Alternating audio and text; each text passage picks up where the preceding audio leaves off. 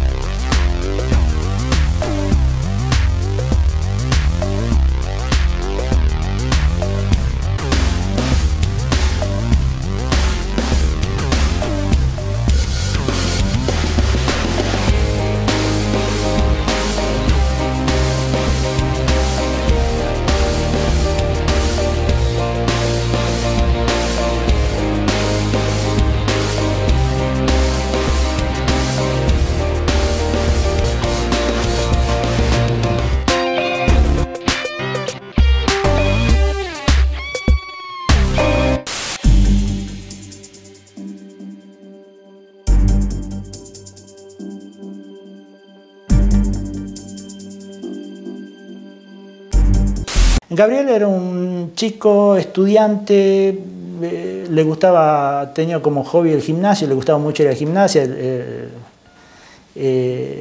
y compartir con amigos. 16 años recién estaba, esa era su vida y familiar. Nosotros siempre salíamos de vacaciones juntos, compartíamos todo juntos, salida y todo. Él no era un chico de salir mucho, o sea, ya cuando empezó a tener más de 15, después de los 15 años ya empezó a salir un poco más con los amigos de él, las fiestas, cumpleaños de 15, que cuando empiezan las fiestas y los cumpleaños. Era fines de julio del 2012 cuando Gabriel comenzó con fiebre y dolores y sus padres decidieron llevarlo primero a su pediatra y luego a los profesionales del Hospital Avellaneda. Comenzó como un pequeño dolor de espalda que se fue agudizando. Pensábamos que era un dolor muscular, entonces lo llevamos a... Él tenía una pediatra, él lo veía una pediatra particular, la pediatra no encontraba nada raro, le hicimos una placa radiográfica, no encontró nada, entonces hicimos otra placa más y ahí y cuando hicimos esa placa, la radióloga nos dice, hay líquido en los pulmones. Inmediatamente llevélo a un neumonólogo. ¿En qué año fue esto? 2012. En el año 2012, a principios de 2012, debe ser en julio de 2012. Ajá. Entonces, como no teníamos medios más que siempre recurrimos a los hospitales públicos y preguntamos quién lo puede ver. Y bueno, el hospital que se especializa en esto es el Hospital Avellaneda. Lo llevamos al Hospital Avellaneda, lo revisan y dicen esto es posiblemente una neumonía, una NAC que le llaman ellos, neumonía adquirida en la comunidad. Queda internado inmediatamente, le sacan un poco de líquido. Lo que no extraña que quede internado en una unidad que era dirigida o controlada por un gastroenterólogo. Ningún neumonólogo lo vio en esa primera intervención a pesar de que él tenía una neumonía. Cuando pasan unos días, el gastroenterólogo no podía hacer nada, entonces directamente lo deriva al Hospital Centro de Salud porque no encontraban cuál era el problema de él. A A partir del ingreso de Gabriel al centro de salud, comenzaron a surgir diferentes criterios médicos respecto a la enfermedad del adolescente, según consta en el expediente judicial. Cuando estaba en el hospital del centro de salud, después de 30 días de internación, sin saber qué era, medicado por todo, se reúne una junta médica, que en un hospital público lamentablemente es muy difícil conseguir que se reúnan médicos para ver el caso, pero como este era un caso ya bastante complicado, lo diagnostican con un tratamiento específico para tuberculosis que aparentemente era extrapulmonar porque no tenía... o sea, nada. Se hace ahí un diagnóstico. Se hace un diagnóstico. ¿Y el diagnóstico qué decía? Tuberculosis. El diagnóstico decía nada más que tuberculosis y dan un tratamiento específico para tuberculosis. O sea, ¿hay un procedimiento ya preestablecido? Hay un procedimiento preestablecido, entonces dejan de administrarle todo ese medicamento, viene el doctor que lo diagnostica, uno de los doctores, y nos dicen, no se hagan problemas, papá, no es grave, o sea, es una enfermedad grave, pero con tratamiento y se cura. Es un tratamiento ambulatorio, lo puede hacer en la casa. Gabriel estaba bastante bien, había aumentado de peso, todo, y lo puede hacer en la casa. A partir de ese diagnóstico de tuberculosis, Gabriel inicia un tratamiento ambulatorio con controles cada 15 días, pero todo cambió cuando regresó al Hospital Avellaneda, según el relato de sus padres. Del centro de salud, después de casi 30 días, ya le dan el alta médica, con el diagnóstico de tuberculosis y con un tratamiento específico. De ahí, cuando ya tenemos el alta, nosotros vamos directamente al Hospital Avellaneda, volvemos a la Avellaneda. Claro, volvemos a la Avellaneda y le decimos, mire, nos dan un pase médico, en el pase médico dice tratamiento de tuberculosis, diagnóstico de tuberculosis, con tratamiento con los medicamentos que le estaban dando, y se los damos a los profesionales. Nos atiende una doctora, se hacen ellos una junta médica, aparentemente nosotros no sabíamos, pero se reúnen entre ellos, después vienen y hablan con nosotros y dicen, nosotros no creemos que sea tuberculosis, y nosotros nos sorprendemos, pero ¿cómo si el otro hospital dice que es tuberculosis? Y con nosotros, no, para nosotros no es tuberculosis. ¿Y qué hacemos? Y nada, lo vamos a controlar cada 15 días, además se lo ve bien, dice, lo vamos a controlar cada 15 días, y si aparecen los síntomas, ustedes inmediatamente nos avisan. Perfecto. O sea, era ambulatorio también. Era ambulatorio, todo, pero ya no era un tratamiento, ¿no? Ya el tratamiento de el diagnóstico y tratamiento, o sea, el tratamiento se discontinúa totalmente. Hay una discontinuidad. Hay una discontinuidad porque ellos dicen que para ellos no era tuberculosis. Carlos y Miriam sostienen que cuando los médicos especialistas del Hospital Avellaneda aseguraron que Gabriel no tenía tuberculosis, como le habían diagnosticado semanas atrás en el centro de salud, se produjo una discontinuidad del tratamiento de esa enfermedad y ese punto es el que se convirtió luego en la denuncia central de los padres de Gabriel. Cada 15 días íbamos a un control y en el cuarto control más o menos llegamos, nos atiende el doctor porque solamente dos doctores nomás lo veían a él, que uno era subjefe el que lo veía del hospital, del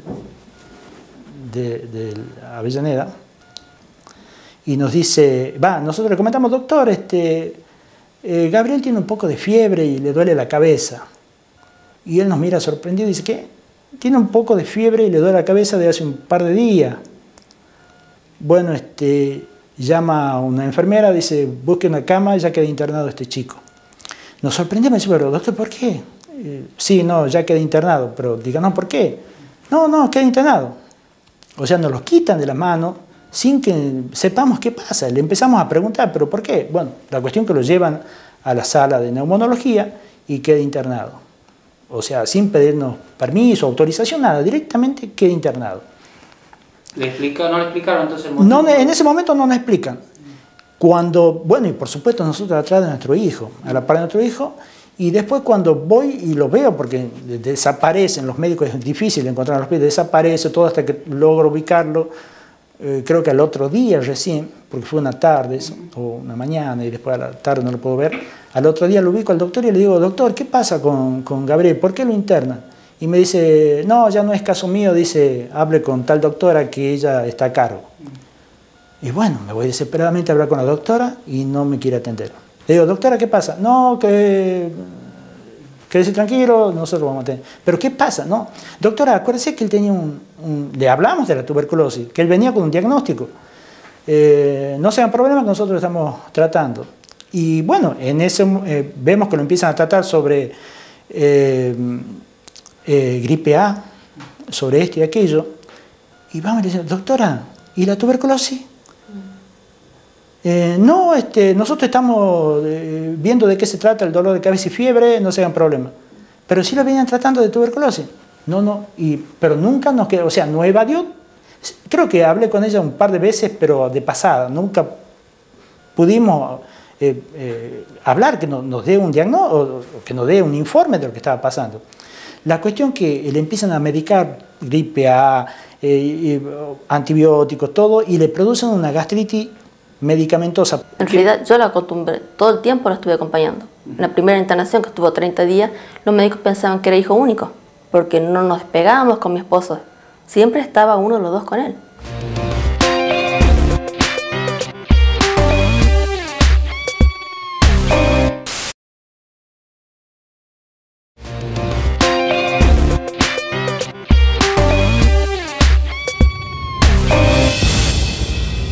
La enfermedad de Gabriel comenzó a fines de julio del 2012 y en los 2 meses siguientes ya había pasado 2 veces por el Hospital Avellaneda y había una orden para que sea trasladado por segunda vez al centro de salud.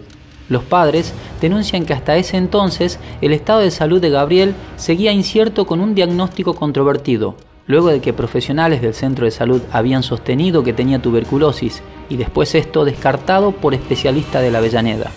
Lo cierto es que la salud del adolescente empeoraba día a día. En ese momento comenzó la peor pesadilla para la familia Salomón, que concluyó con la muerte de Gabriel en el Hospital Padilla. Lo derivan al centro de salud por una simple gastritis medicamentosa que entra en la unidad de cuidados críticos, y en la unidad de cuidados crítico queda 7 días más o menos. 3 días. 3 días en la unidad de cuidado crítico. Internado porque nosotros preguntábamos qué pasaba hasta ese momento no le habían dado un diagnóstico preciso de no sabían. Ellos decían que estaban tratando de buscar la enfermedad. O sea, vuelven al punto... Lo tratan como un paciente nuevo después de haber sido diagnosticado por tuberculosis. ¿Cuánto tiempo estuvo así, en ese estado de incertidumbre? Y fueron aproximadamente 3 semanas. Una vez internado por segunda vez en el centro de salud, los padres de Gabriel denunciaron que su estado seguía complicándose, sin que los médicos le informaran un diagnóstico concreto. Los únicos médicos que lo veían en el centro de salud, por eso iniciamos la denuncia principal nosotros, los únicos médicos que lo veían eran los médicos residentes. Y preguntaban, pero ¿cómo no viene un médico y le hace análisis? No le hicieron ningún tipo de estudio, le hicieron 2 o 3 análisis de orina y esto, pero ¿por qué no buscan más la enfermedad? Nosotros desesperadamente empezamos a buscar la forma de llevarlo a otro hospital, no se podía. Entonces llega un momento y tenían órdenes los médicos, los tratantes, los médicos que estaban ahí, del doctor que era jefe de piso en ese momento, de que todo lo que pase con nuestro hijo le sea avisado, o sea, le digan a él. Él iba a decir sí o no, todo le cuentan a él.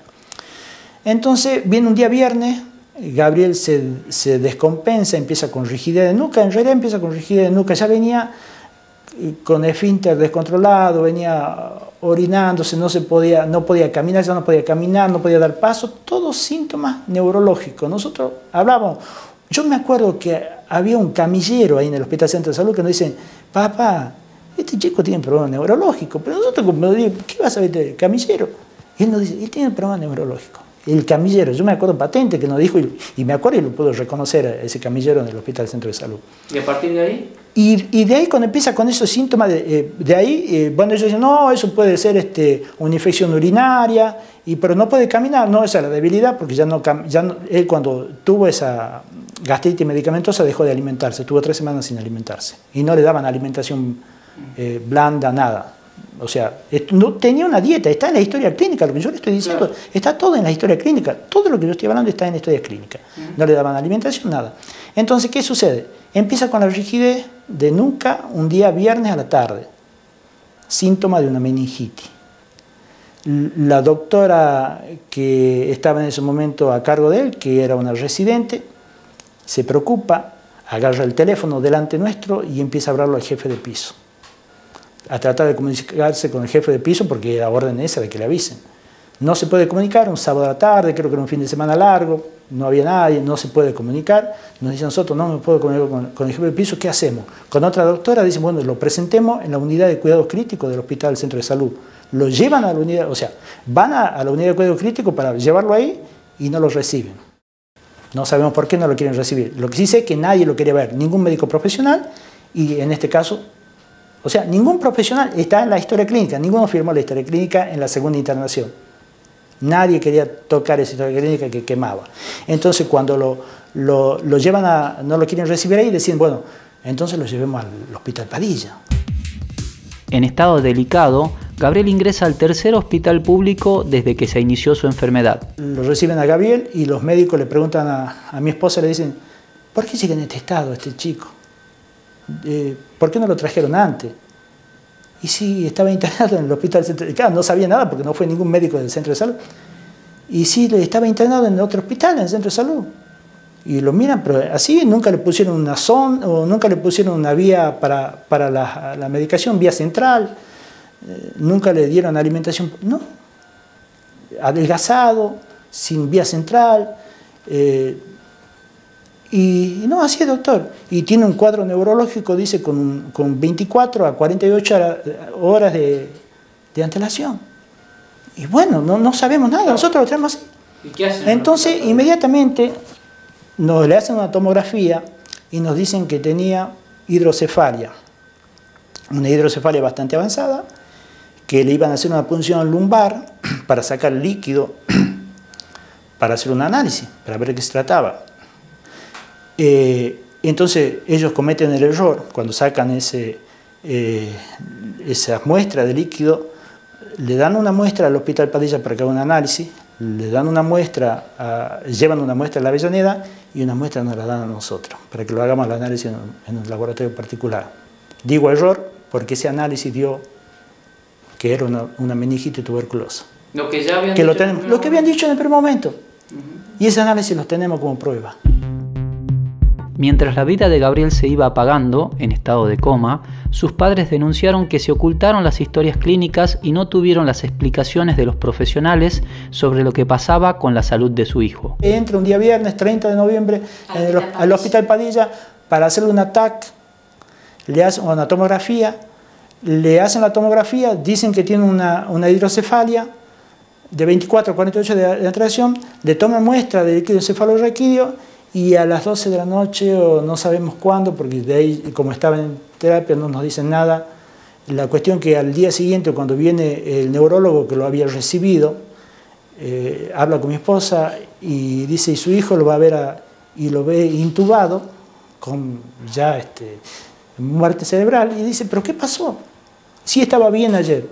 Y mi esposa dice, no sé, nos dijeron que le pusieron eso, porque a nosotros nos mentía, que le pusieron eso para que respire mejor, eso es lo que nos dijeron en principio. No, ya tenía, estaba en coma. Sorprendido el médico, no sabía qué pasa, dice, bueno, espere, voy a averiguar qué pasó. Se retira, estaba mi esposa, estaba yo, se retira y nunca más volvió. Nunca más supimos qué pasó. De ahí se empezó, todo se tapó, la historia clínica del Hospital Padilla se perdió, como la primera historia clínica del Hospital Avellaneda también se perdió, donde había una mala praxis. Y no se perdió la historia clínica del Hospital Centro de Salud porque nosotros habíamos hecho, ya viendo todas estas cosas, habíamos hecho que nos hagan una copia, una escribana. La escribana nos hace una copia de eso, certificada, y por eso no la perdieron, porque saben que nosotros tenemos una copia certificada. ¿Cuál es la verdad para la familia, Miriam? Que Gabriel fallece de una meningitis tuberculosa. Esa es la realidad, porque él tenía un diagnóstico, pero no el tratamiento realizado. Durante 4 meses, desde julio de 2012, Gabriel pasó por los 3 hospitales públicos más importantes de Tucumán, con diferentes diagnósticos y con un tratamiento de tuberculosis interrumpido, según consta en la denuncia, que ya tiene casi 5 años en la justicia. Pasó por el hospital a Avellaneda una primera vez, de ahí fue al Hospital Centro de Salud. Del Centro de Salud le dan el alta, estuvo aproximadamente casi 2 meses en casa. Cuando empieza con los síntomas de dolor de cabeza y fiebre, vuelve al Hospital Avellaneda. Del Hospital Avellaneda lo internan, está 3 días en el Hospital Avellaneda, o una semana, perdón, en el Hospital Avellaneda, dándole medicación para toda cosa, menos para la tuberculosis, que había sido diagnosticado anteriormente en el Hospital Centro de Salud. Y del Hospital Avellaneda lo descompensan dándole tanto medicamento con una gastritis, y por esa gastritis lo derivan al Hospital Centro de Salud a una unidad de cuidados críticos. De esa unidad de cuidados críticos pasa a sala. O sea, una persona que entra grave, aparentemente, por lo que ellos decían, a una unidad de cuidados críticos, en menos de un día y medio más o menos, lo sacan de cuidados críticos sin diagnóstico. Decimos, doctor, ¿por qué lo sacan? No, porque ustedes nos están controlando siempre y preguntan, pero es nuestro hijo, queremos saber. Lo sacan. Yo creo que no hay, no sé si en algún hospital un paciente que entra a una unidad de cuidado crítico al día y medio sale sin un diagnóstico. Bueno, así pasó con nuestro hijo. Lo sacaron al día y medio. Y de ahí queda internado en una sala común en el Hospital Centro de Salud, una semana más aproximadamente. Y ahí empieza ya con los síntomas neurológicos más graves, porque ya venía con síntomas neurológicos, y ante la desesperación de los médicos tratantes en ese momento, porque no estaba ninguno de los jefes médicos, lo derivan al Hospital Padilla, donde llega un día viernes, 30 de noviembre, a las 5 o 6 de la tarde, le hacen una tomografía, le hacen una punción lumbar, nos dan la muestra para hacer los análisis, y a la noche queda con muerte cerebral. ¿Cuándo fallece, Gabriel? El día 5 de diciembre. Esto era totalmente evitable. Y yo creo que así como me pasó a mí, le puede pasar a otra familia, de otras enfermedades tal vez, pero hay cosas que se ocultan. Los médicos, para evitar tal vez juicio, se ocultan todo, son colegas. Esto no debería ser así. No toman en cuenta a las personas. Ellos ven sus vidas, pero las personas, las víctimas, los pacientes, la familia.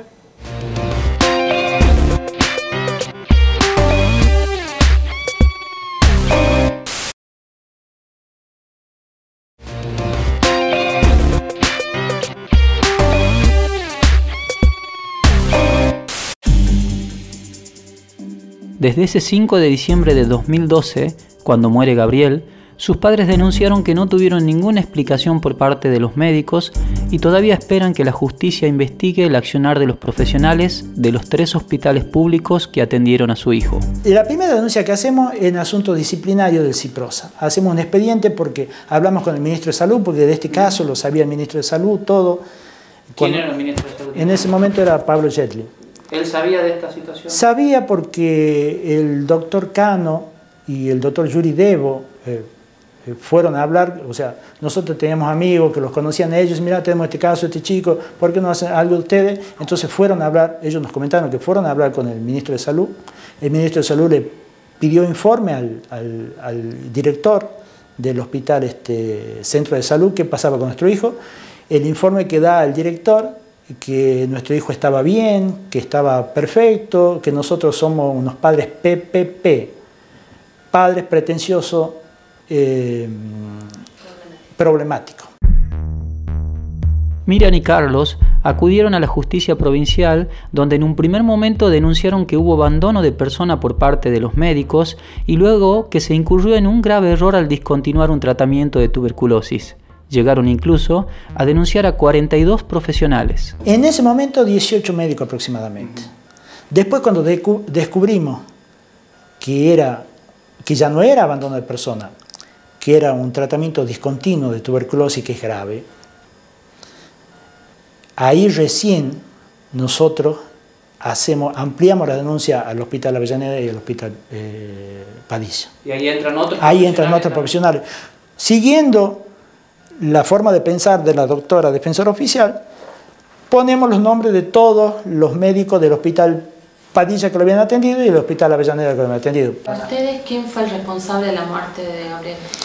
Para mí el responsable principal es el Ciprosa por no haber controlado el tratamiento de nuestro hijo, porque si es diagnosticado, nosotros sabemos ahora, descubrimos que hay una ley, que es la ley 15.465, una ley nacional que dice que todo paciente con diagnóstico de tuberculosis tiene que ser denunciado para que el Ciprosa, el sistema de salud, digamos en este caso el Ciprosa, controle a ese paciente, porque es una enfermedad contagiosa, porque es una enfermedad que mata, y entonces con un simple tratamiento ese paciente se cura. Entonces lleva un control del sistema público nacional. Entonces, no sé por qué ese control falló. Es diagnosticado y nunca más se hizo el control.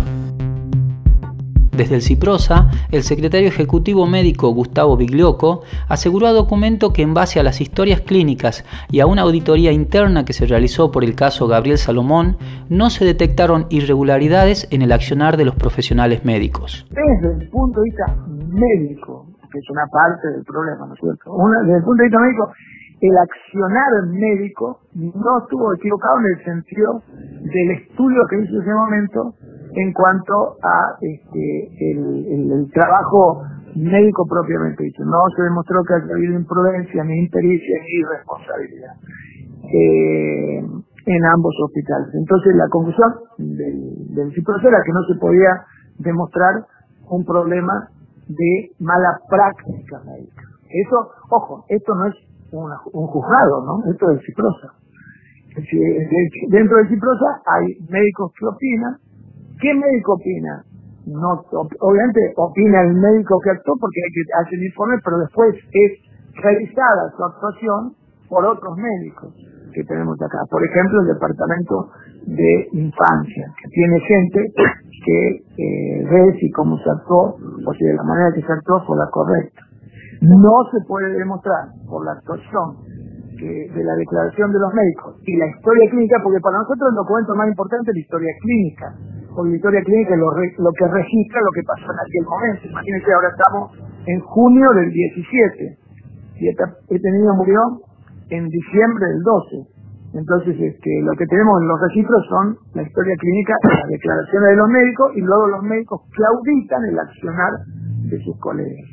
¿Para usted quién fue el responsable o quiénes fueron los responsables de la muerte de Gabriel?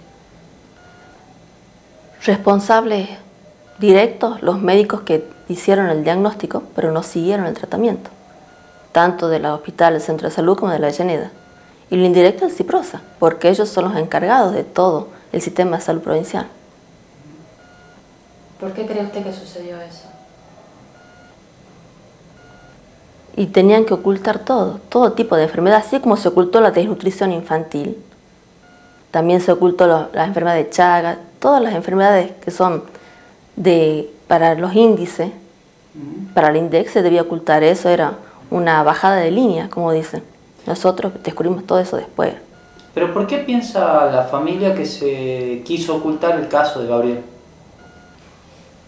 Porque hay cosas como ser que nunca lo vio un neurólogo, a pesar de que él entró con un dolor de cabeza. ¿Por qué esa negativa? Si los médicos sabían, en toda la historia clínica está, que él tenía un diagnóstico de tuberculosis. ¿Por qué nunca lo vieron? Nunca tomaron ese diagnóstico ya en la segunda internación. En todos los hospitales figura como antecedente. Tuberculosis diagnosticada y discontinuo el tratamiento. Nosotros nos ponemos en lugar de cada vez que muere una persona, y más en este caso un adolescente, nos ponemos en el lugar de los padres y entendemos el dolor que significa. Yo soy pediatra y he hecho terapia intensiva toda mi vida y más que nadie sé lo que significa que se muera un chico, pero sí tienen todo el derecho a accionar como ellos crean conveniente. Entonces, es así. Lo que sucede acá, lo que se ve en la historia clínica es otra cosa. Pero bueno, es cierto, los padres tienen derecho a... Insisto, yo trabajo en el Ciprosa desde hace 1 año y medio. Simplemente me baso en los dichos de los profesionales y en la historia clínica, que hemos leído, nos ha llevado horas y horas y horas leerla porque es amplísima. Y ahí de la historia clínica no surge ningún problema en el accionar y en el actuar médico. ¿Y cuál el fue correcto saber y entender de los médicos. ¿Y cuál En fue este el momento. diagnóstico de Gabriel en esa historia clínica? No. El diagnóstico es que el chico muere por una encefalitis con hidrocefalia y luego en los cultivos post-mortem se detecta el caso de la tuberculosis. El padre de Gabriel también cuestionó el accionar del fiscal Washington Navarro Dávila, quien tiene a su cargo la investigación sobre el tratamiento médico que se dio a su hijo en los 3 hospitales públicos. Desde el 2014 hasta la fecha, la justicia no hizo absolutamente nada, no solamente fue un pedido fue enviado el expediente para que lo vea el forense, pero nosotros advertimos a forense de que ese expediente le faltaban elementos de prueba, entonces la forense, usando un buen criterio, le dice al fiscal, mire fiscal, aquí faltan pruebas. Y entonces el fiscal, y le dice, aparte de que falta prueba, dice, hay que formar una junta médica, ya dándose cuenta la médica forense de que algo raro pasaba. Entonces, pide la forense una junta médica, el fiscal forma una junta médica, y se hace una junta médica unos meses después. Esta junta médica responde a las preguntas del fiscal en forma ambigua. Nosotros queremos impugnar esa junta médica, el fiscal no nos permite, nos dice no por improcedente o algo así. ¿Qué es lo que concretamente dice esa junta? La junta médica responde todo en forma ambigua y responde todos con mentiras. ¿Por qué? Porque la tenemos denunciada la Junta Médica, también de la Justicia, por encubrimiento y falso testimonio, porque eso está probado en el mismo dictamen que ellos dan. Por ejemplo, y es más, a pesar de que fue un dictamen ambiguo, en el dictamen de la Junta Médica, cuando el fiscal le hace una pregunta precisa sobre cómo fueron los tratamientos de Gabriel en los hospitales y se ajustan a la práctica médica, la Junta Médica dice que observa una discontinuidad diagnóstico-terapéutica. Todos sabemos que una discontinuidad diagnóstico-terapéutica es una mala praxis. No especifican de qué. Esa discontinuidad diagnóstico-terapéutica es la tuberculosis, que es por lo que nuestro hijo muere. Sin embargo, fuentes judiciales confirmaron a la producción de documento que se dispuso una nueva junta médica con la intervención de la doctora Moyano del equipo científico de investigaciones forenses del Ministerio Fiscal para luego avanzar en las declaraciones de los profesionales antes de que prescriba la causa el 5 de diciembre próximo. ¿Cómo siguió adelante? No sigo. Estamos al día a día luchando porque la muerte de nuestro hijo no es en vano, para que se llegue a reconocer, a demostrar lo que pasó. Porque sabemos que hay mucha gente que saben que les hacen malas praxis los médicos y no tienen las pruebas.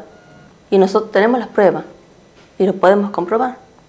Falta que la justicia diga qué es lo que pasó.